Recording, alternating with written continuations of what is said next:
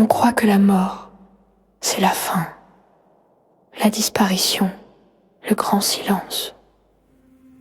Mais dans ce monde, la mort ne suffit plus à éteindre quelqu'un.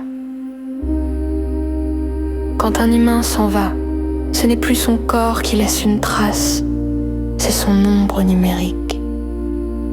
Des photos qui continuent de sourire, des anniversaires qui notifient, des comptes qui ne savent pas qu'ils doivent se taire.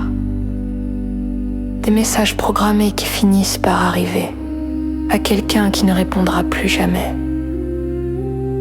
Tu fermes les yeux, mais ton avatar, lui, reste bien éveillé. Les serveurs n'admettent pas le deuil, ils conservent, ils protègent, ils s'accrochent aux traces d'un esprit qui n'est plus là pour les assumer.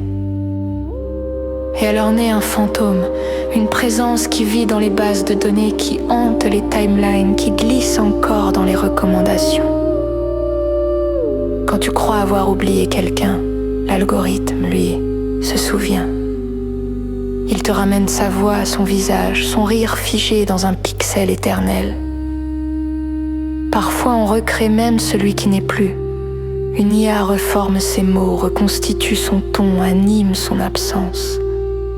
Et tu vois apparaître une version qui répond encore, qui parle, qui se souvient d'une vie qu'elle n'a pas vécue. Est-ce une seconde chance ou une violation sacrée? Nous sommes les premiers humains dont la mort n'efface pas la trace, dont l'oubli n'est plus une certitude.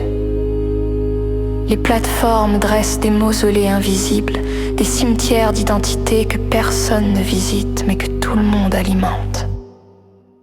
On pense être vivant parce qu'on bouge. Mais dans le numérique, on peut encore bouger après la fin. Alors dis-moi, quand ton dernier souffle sera éteint, qui effacera ce que tu as été?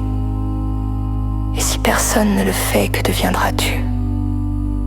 Un souvenir ou un fantôme qui refuse de disparaître? Dans le monde étonné, la mort n'est plus une sortie, c'est juste la dernière mise à jour d'un profil qui ne veut pas